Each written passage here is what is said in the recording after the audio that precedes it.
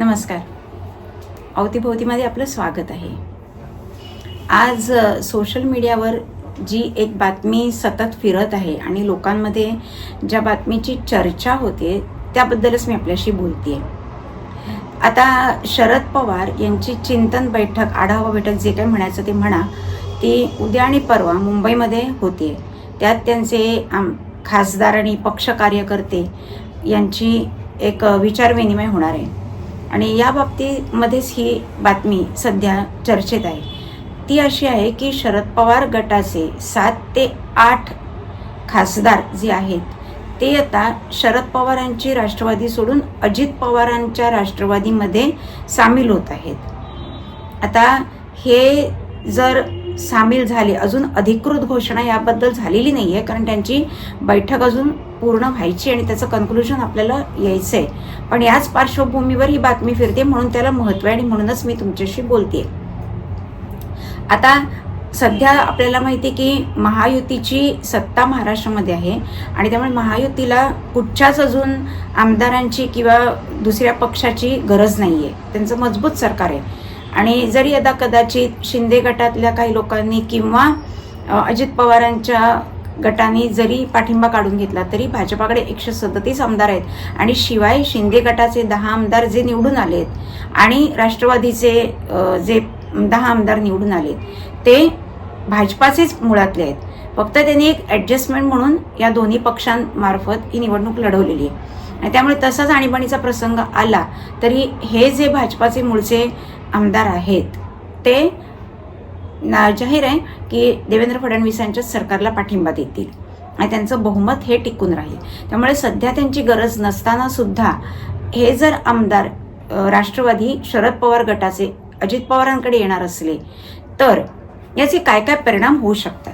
त्याचे परिणाम असे होऊ शकतात की आता शरद पवारांचे जर हे शिलेदार जे महत्त्वाचे आता जे काही राहिलेत ते जर तिकडे गेले तर शरद पवार गटाचं अस्तित्व पूर्ण संपेल आणि ते जर संपलं तर त्यांची जी एकुलती एक मुलगी आहे सुप्रिया सुळे हिचं काय होणार.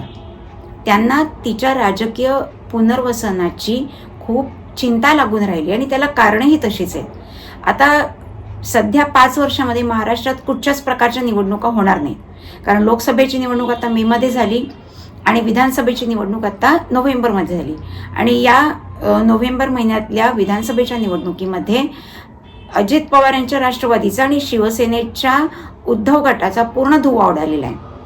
आणि महापालिकेची आता जी निवडणूक होणार आहे मुंबई महापालिकेची, त्या महापालिकेच्या निवडणुकीत आत्तापर्यंत अनडिवायडेड शिवसेना जी होती उद्धव ठाकरे यांच्या नेतृत्वाखालची त्यांच्याच हाती सत्ता आलेली आहे आणि त्यामुळे आता येणाऱ्या महापालिका निवडणुकीमध्ये अजित पवारांच्या राष्ट्रवादीला काही विशेष स्कोप नाही, कारण त्यांची सत्ता कधीच महापालिकेवर नव्हती आणि शरद पवारांच्याही राष्ट्रवादीची कधीच सत्ता महापालिकेवर नव्हती आणि त्यामुळे या येऊ घातलेल्या महापालिकेच्या निवडणुकीमध्ये या अजित पवार गटाला काय किंवा शरद पवार यांच्या गटाला काय महापालिकेवर त्यांचं वर्चस्व प्रस्थापित करण्याची किंवा होण्याची शक्यताही जवळजवळ नाहीच आहे.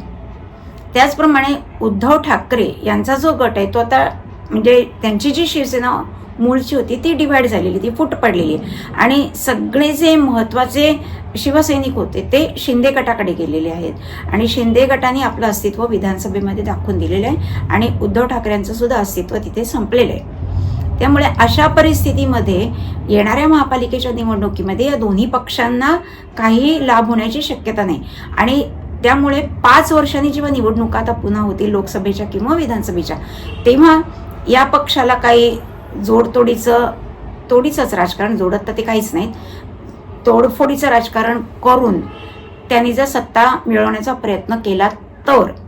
पण या 5 वर्षामध्ये मला वाटतं शरद पवार आता 85 वर्षाचे जवळपास, तर ते अजून 5 वर्षांनी 90च्या घरात जातील आणि त्यावेळेला ते राजकीयदृष्ट्या किती ॲक्टिव्ह राहतील आणि त्यांच्या पक्षाला जनमानसामध्ये उठून दिसणारं बहुमत कितपत मिळेल हे स्वतः ते साशंक आहेत, त्यांचा पक्षातले कार्यकर्ते साशंक आहेत.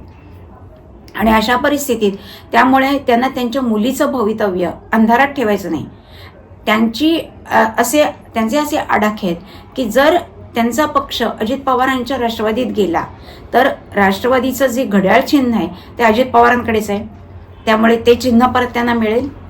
आणि दुसरी गोष्ट अशी आहे की त्यामुळे केंद्रात जर त्यांनी NDA सरकारला पाठिंबा दिला तर त्यांच्या मुलीला एक केंद्रीय मंत्रिपद तिकडे मिळेल आणि ते जर मिळालं तर मग तिचं राजकीय पुनर्वसन झालं.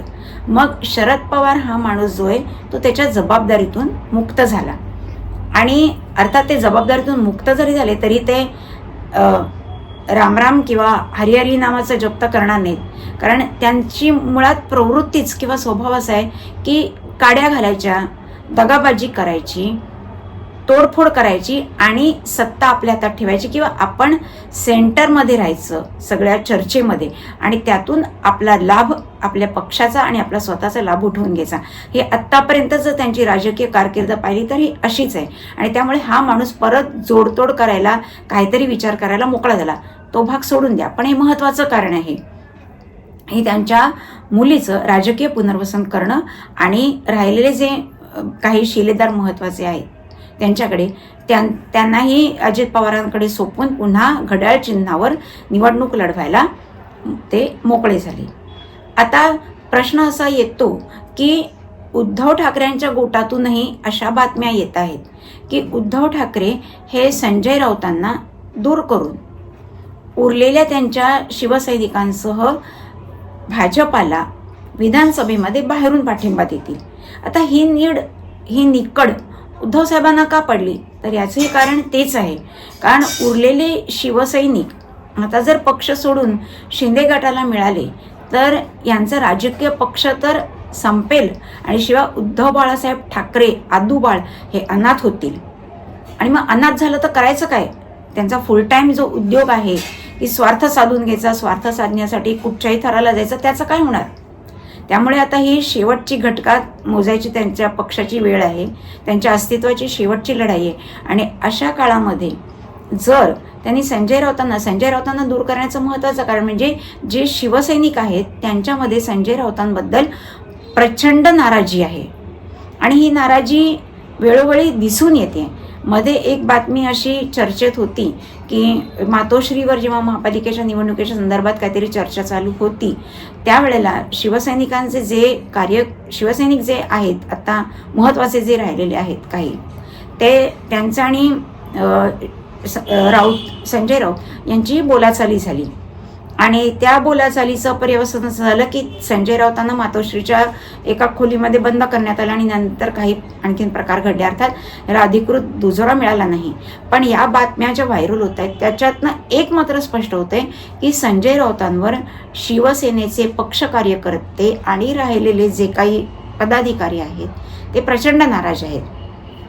त्यांची नाराजी दूर करून जर संजय राऊतांना दूर केलं, त्यांची नाराजी दूर करण्यासाठी संजय राऊतांना दूर केलं तर उरलेल्या पक्षासह उद्धव गट हा देवेंद्र फडणवीस यांच्या भाजपाला पाठिंबा देईल आणि तो पाठिंबा दिला तर कदाचित येणाऱ्या महापालिका निवडणुकीमध्ये काहीतरी यश त्यांना पदरी पाडता येईल असे त्यांचे अंदाज आहेत, त्यांचं कॅल्क्युलेशन आहे. आणि त्यामुळे ते तिकडे जाण्याची शक्यता वर्तवली जात आहे. कारण जर शरद पवारांचा गट राष्ट्रवादी अजित पवार यांच्या गटात विलीन झाला तर ज्याच्या भरोशावर उद्धव ठाकरेंनी एवढी दगाबाजी केली होती की देवेंद्र फडणवीसांना ऐनवेळी तोंडघाशी पाडलं आणि पाठिंबा त्यांचा काढून घेतला भाजपाचा आणि त्यामुळे भाजपाचं सरकार 2019च्या निवडणुकीत सत्तेवर येऊ शकलं नव्हतं. त्यांचे 105 आमदार जरी आले होते तरी सुद्धा.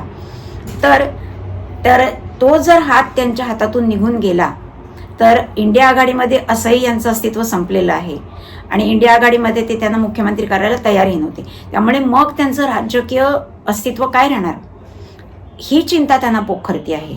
आणि या संदर्भात एक मीम व्हायरल झालेलं आपल्या सगळ्यांनी पाहिलं असेल सोशल मीडियावर की विधानसभेच्या निवडणुका झाल्यानंतर हे मीम आलं होतं. त्याच्यात असं होतं की उद्धव ठाकरे झोपलेले आहेत म्हणजे आडवे आहेत आणि त्यांच्या नाकावर एक माशी आहे आणि ती माशी हटवण्यासाठी संजय राऊत तलवार घेऊन आलेत. म्हणजे रोगापेक्षा भयंकर इलाज असं त्यातनं दिसत होतं. आणि त्याच त्यांच्या बोलघेवड्यापणामुळे किंवा आतताई वृत्तीमुळे किंवा बेलगाम बोलण्यामुळे शिवसेनेचं खूप नुकसान झाले. अर्थात एकट्या संजय राऊतांमुळे नुकसान झालं नाही, तर शिवसेनेने आपलं हिंदुत्व सोडलं, त्याच्यानंतर ह्याच्याशी आपल्या देवेंद्र साहेबांशी दगाबाजी केली, मुस्लिमांचं लांगोला चालन केलं, सोनिया गांधींचे तळवे चाटले आणि अत्यंत दगाबाज असलेल्या शरद पवारांचा हातामध्ये पकडला.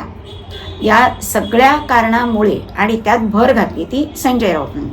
तर आता हे जे बाकीच्या ज्या गोष्टी आहेत त्या धुवून पुसून काढण्यासाठी त्यांना बराच वेळ जाईल, पण संजय राऊतांना ते ताबडतोब दूर करू शकतात. आणि तसं जर दूर केलं तर भाजपाला त्यांचा पाठिंबा जाईल आणि कदाचित तो भाजपाच्या नेतृत्वाकडनं ॲक्सेप्टेबल होईल. पण आत्ताच्या घटकेला महाराष्ट्रामध्ये अशी परिस्थिती आहे की देवेंद्र साहेबांच्या सरकारला कुठचाच धोका नाही आहे आणि त्यामुळे त्यांना शरद पवारांच्या आमदारांची किंवा खासदारांची काय किंवा उद्धव ठाकरेंच्या खासदारांची तशी काही गरज नाही आहे, पण केंद्रामध्ये कदाचित ही गरज आहे.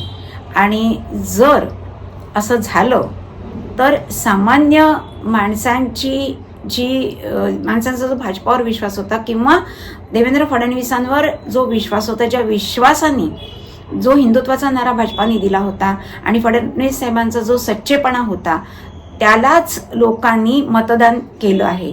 आणि उद्धव ठाकरेंना दाखवून दिले त्यांची लायकी काय आहे, त्यांचं बेगडीपण सामान्य जनतेला समजलेलं आहे, हिंदुत्व त्यांनी सोडलेलं आहे. हिंदू हृदय सम्राट हे त्यांच्या बाळासाहेबांचं जे पद होतं, वडिलांचं पद, बिरुद होतं, तेही त्यांनी काढून टाकलं आणि जनाब बाळासाहेब ठाकरे अशी त्यांची जो उल्लेख होऊ लागला होता तोही सामान्यांना खटकत होता. आणि त्यामुळेच सामान्य माणसांनी या दोन्ही पक्षांना त्यांची लायकी दाखवून दिली. आणि अशा नालायक झालेल्या पक्षाची जर साथ देवेंद्र साहेबांनी घेतली तर जनता सैरभैर होणार आहे आणि जनतेचा विश्वास तुटणार आहे. त्यांना कळणारच नाही की आम्ही मतदान कशासाठी केलं आणि आता हे काय होतंय, याची सुतरामही कल्पना नव्हती. यांचं राजकीय अस्तित्व पुसून टाकावं अशी सामान्य माणसांची इच्छा आहे. आणि त्यामुळेच त्यांनी एक म्हणजे जागृत झाले मतदार आणि त्यांनी मतदान केलं भाजपाच्या पारड्यात आणि शिंदे साहेबांच्या शिवसेनेला. आणि आता जर ही समीकरण अशी बदलली तर सामान्य माणसाच्या मनामध्ये खरोखरच संभ्रम निर्माण होईल की आपण करतोय काय आणि होतंय काय, मग पुढच्या वेळेला आपण करायचं काय, का आपण आपल्या कोशातच होतो ते बरोबर होतं, आपण मतदानालाच जात नव्हतो ते बरोबर होतं. आणि अशा लोकांचा जर संभ्रमावस्था झाली तर ती राजकीय दृष्ट्या खूप हानिकारक ठरणार आहे भाजपाला. अर्थात देवेंद्र फडणवीसांना याची पूर्ण कल्पना आहे आणि त्यामुळे ते असा पाठिंबा घेताना 1000 वेळा विचार करतील.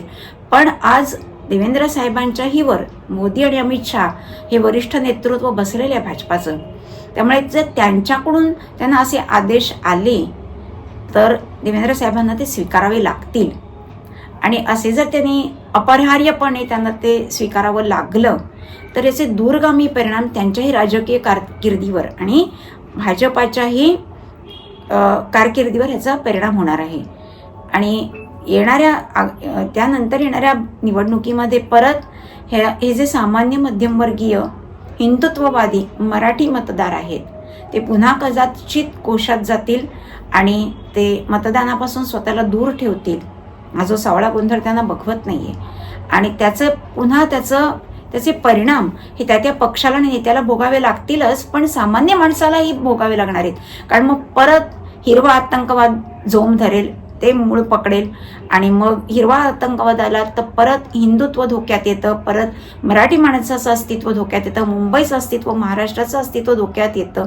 आणि अशी अस्थिर परिस्थिती पुन्हा त्यांच्या पिढीला म्हणजे मतदारांच्या पिढीला भोगावी लागणार आहे. आणि एकंदरीतच फार घोळ होणार आहे आणि राजकीय अशांतता पुष्कळ निर्माण होईल. त्यामुळे या लोकांचा पाठिंबा म्हणजे या दोन पक्षांचा पाठिंबा स्वीकारण्यापूर्वी फडणवीस साहेब काय किंवा मोदी साहेब काय किंवा अमित शहा काय यांनी विचार करावा. पण आता केंद्रामध्ये अशी परिस्थिती आहे की नितीश कुमार हे पलटू म्हणून प्रसिद्ध आहेत. ते कधी भारतीय जनता पक्षाची साथ सोडू शकतात आणि आता जे जेमतेम बहुमत भारतीय जनता पक्षाला म्हणजे NDA सरकारला आहे लोकसभेमध्ये ते कमी झालं तर अजित पवारांचे खासदार आणि शिवसेनेचे खासदार हे मिळून पुन्हा त्यांचं त्यांना जो बहुमताचा आकडा गाठायचा आहे तो गाठण्यासाठी मदत करू शकतात. हे त्यांचं कॅल्क्युलेशन त्यांच्या लेवलवरचं आहे. याचे दूरगामी परिणाम काय होतील याची त्यांना कल्पना नाही असं नाही आहे. त्याच्याबद्दल त्यांचे काय विचार आहेत ह्याच्याबद्दल आता आडाखे बांधणं आपल्याला अशक्य आहे. आणि सामान्य माणसाच्या मनात परत विश्वास जो त्यांनी आता जे गमावतील, विश्वासार्हता जी भाजपाकडनं गमावली जाईल ती परत विश्वासार्हता निर्माण ते कशी करणार हे त्यांचंच त्यांना माहिती. आणि तशी विश्वासार्हता परत निर्माण होणार का हा एक मोठा यक्ष प्रश्न आहे. त्यामुळे आता 2 दिवस जी बैठक होणार आहे अजित पवारांच्या शरद पवारांच्या आमदारांची आणि त्यांच्या नेत्यांची, त्यांच्याबरोबर त्यातनं जे काही निष्पन्न होणार आहे ते होऊन दे. ते आपल्याला 2 दिवसांनी कळेलच. त्याचप्रमाणे उद्धव ठाकरे काय करतात हेही कळेल. तर तुर्तास इतकंच. व्हिडिओ आवडला असेल तर लाईक करा, शेअर करा, सबस्क्राईब करा. पुन्हा भेटूया नवीन विषयासह. नमस्कार.